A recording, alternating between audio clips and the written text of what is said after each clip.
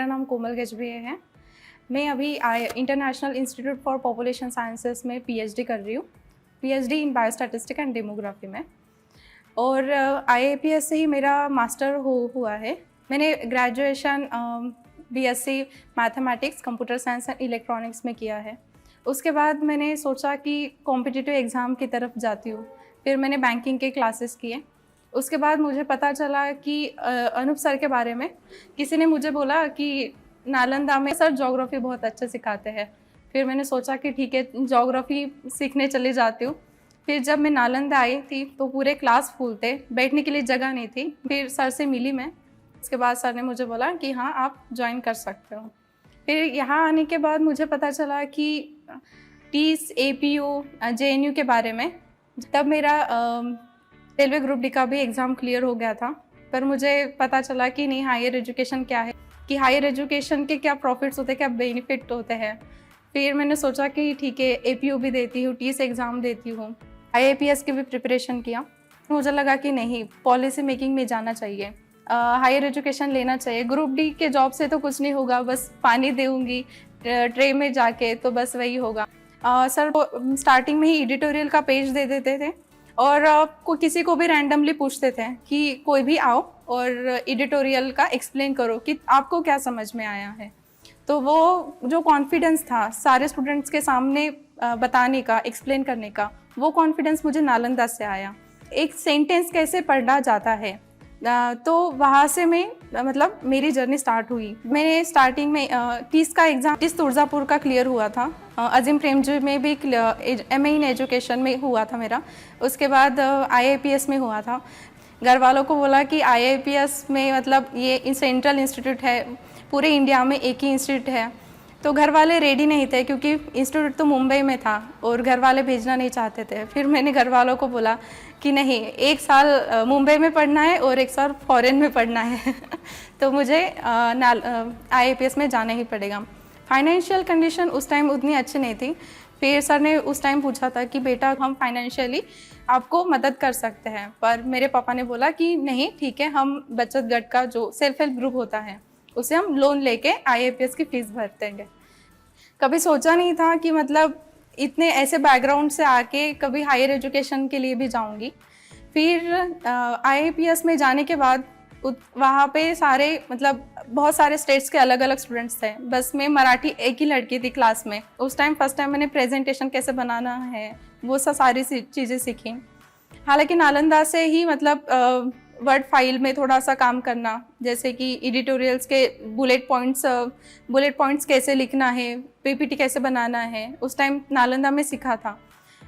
तो वो सारी चीज़ें मुझे उधर काम आई बहुत ज़्यादा। फर्स्ट सेम में ही मैंने रिसर्च पेपर पे काम करना स्टार्ट किया, जबकि मुझे रिसर्च पेपर के बारे में कुछ पता भी नहीं था। मतलब वो जो आपको माइंड में रहता है कि नहीं, आपको काम करना है, आपको बहुत आगे बढ़ना है। उस टाइम मैं ही थी अकेली जिसने रिसर्च पेपर कॉन्फ्रेंस में प्रेजेंट किया। मास्टर्स ख़त्म हुआ। उसके बाद जैसे ही मास्टर कंप्लीट हुआ, मुझे टाटा मेमोरियल कैंसर हॉस्पिटल में एज अ बायोस्टैटिस्टिशियन करके जॉब लगा। उसके बाद मुझे आईएपीएस में ही जॉब लगी एज अ रिसर्च असिस्टेंट करके। उसके बाद जॉब करते करते ही मेरा नेट जेआरएफ हो गया। मुझे मौलाना आज़ाद नेशनल फेलोशिप अवार्ड हुई पीएचडी के लिए।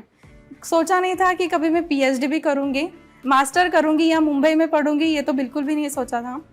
आईएपीएस में जाने के बाद सोचा कि नहीं, और आगे पढ़ना चाहिए। पीएचडी में मेरा पीएचडी एंट्रेंस भी मैंने क्लियर की। जब मैं नालंदा आई थी फर्स्ट टाइम, स्टूडेंट्स अलग अलग एंट्रेंस के लिए प्रिपरेशन कर रहे थे। कोई एमबीए के लिए, कोई लॉ के लिए, तो हर एक अलग अलग स्ट्रीम के लिए पढ़ रहे थे। मैंने सोचा ठीक है, इधर आने के बाद सारे एग्जाम्स देने हैं, जिस भी फील्ड में आपका हो गया तो उस फील्ड में आपको जाना है। उस टाइम फिर नालंदा में जब मैं क्लासेस करती थी तो सर एडिटोरियल का क्लास लेते थे। उसके बाद फिर मैथ्स की क्लासेस होने लगी, रीजनिंग की, हिस्ट्री की, अलग अलग मतलब सब्जेक्ट की क्लासेस होने लगी, जो भी एंट्रेंस एग्जाम के लिए काम आता है। तो मेरा मैथ्स तो स्ट्रॉन्ग था, तो मैं क्लास में सबसे पहले प्रॉब्लम सॉल्व करके देती था। बस करंट अफेयर्स और जो बाकी इंग्लिश वगैरह था वो मुझे थोड़ा पढ़ना पड़ा, पर एप्टीट्यूड और रीजनिंग तो ऑलरेडी थोड़ा सा ठीक ठाक था। जैसे ही एंट्रेंस एग्जाम के फॉर्म निकलते हैं दिसंबर मंथ के एंडिंग में, तो उस टाइम पता चला कि नहीं, IAPS का भी अभी फॉर्म निकला है, तो जो भी एल्यूमिनाई उस यूनिवर्सिटी में ऑलरेडी एनरोल है वो स्टूडेंट्स हमको गाइड करते थे, क्योंकि IAPS का एंट्रेंस एग्ज़ाम सिलेबस थोड़ा सा अलग है। मतलब जो जिस कोर्स के लिए मैंने अप्लाई किया था, master in biostatistics and demography, तो उसमें 50% स्टैटिस्टिक्स आता था और 30% पॉपुलेशन स्टडीज़ के बारे में आता था और 20% वगैरह 10% थोड़ा एप्टीट्यूड, रीजनिंग और इंग्लिश में आता था। तो वो गाइडेंस मुझे मिला। फिर वो गाइडेंस के हिसाब से फिर मैंने थोड़ा प्रिपरेशन किया, फिर मैंने वो एग्ज़ाम क्लियर किया। सर फिर एंट्रेंस एग्ज़ाम आने से पहले एकदम बैठ के पूरे क्लास में रिवीजन क्लासेस वगैरह लेते थे, उसमें हमको सब कुछ समझ में आता था। अगर किसी को कुछ भी डाउट है तो कोई भी किसी भी टाइम पूछता था, जितने भी डाउट्स रहे पर वो सारे डाउट्स क्लियर हो जाते थे उस टाइम। एंट्रेंस एग्ज़ाम होने के बाद मतलब अगर किसी इंटरव्यू की प्रिपरेशन भी सर करवा के लेते थे कि इंटरव्यू में कैसे प्रेजेंट करना है खुद को, वो सारी सर प्रिपरेशन करके लेते थे। जब आप हायर एजुकेशन में जाओगे तो आपको खुद को मतलब कैसे इम्प्रूव करना है, वो सारी चीज़ें नालंदा से बहुत सीखने को मिली। कभी भी हार नहीं मानना है, आगे बढ़ते जाना है, सपने हमेशा बड़े ही सपने देखने हैं। और नालंदा में एक ऐसा इन्वायरमेंट बनाया जाता है कि सबकी हेल्प करना, सबसे नॉलेज शेयर करना, कि वो नॉलेज जो भी हम गेन करते हैं नॉलेज, वो सिर्फ खुद तक ही नहीं रखना है, वो अपने मतलब कम्युनिटी का कैसे फ़ायदा हो उस चीज़ का, जो भी हम नॉलेज गेन करते हैं वो सारी चीज़ें नालंदा में सीखने को मिलती है। और वो सारी चीज़ें आगे के लाइफ में और आपके एकेडमिक लाइफ में वो सारी चीज़ें बहुत ज़्यादा काम में आती है।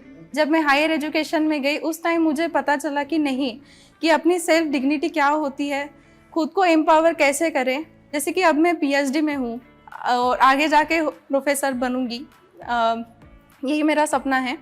तो उस टाइम जैसे आप आगे बढ़ते हो तो आपको देख के आपकी कम्युनिटी आगे बढ़ती है। जैसे जैसे आप आगे बढ़ते हो और कम्युनिटी के लिए जब आप सोचते हो कि नहीं, हमको कम्युनिटी के लिए कुछ काम करना है, तो ये सारी चीज़ें नालंदा में पहले से ही सारी चीज़ें बताए जाते हैं, सिखाए जाते हैं। मेरा जो सपना था सिर्फ वर्धा तक ही था, कि मैं वर्धा के बाहर कभी जॉब करूँगी ये तो कभी सोचा ही नहीं था। पर जब नालंदा में आई मैं, तब मुझे पता चला कि हायर एजुकेशन आपके ज़िंदगी में, आपके लाइफ में क्यों और कितना इम्पोर्टेंस है। मैं इंस्पायर अनूप सर से ही हुई हूँ, क्योंकि मुझे लगता है कि जैसे सर कम्युनिटी के लिए काम कर रहे हैं वैसे भी मुझे भी कम्युनिटी के लिए काम करना है। और यही मतलब अनूप सर से मैंने सीखा है कि कम्युनिटी के लिए कैसे पे बैक करना है।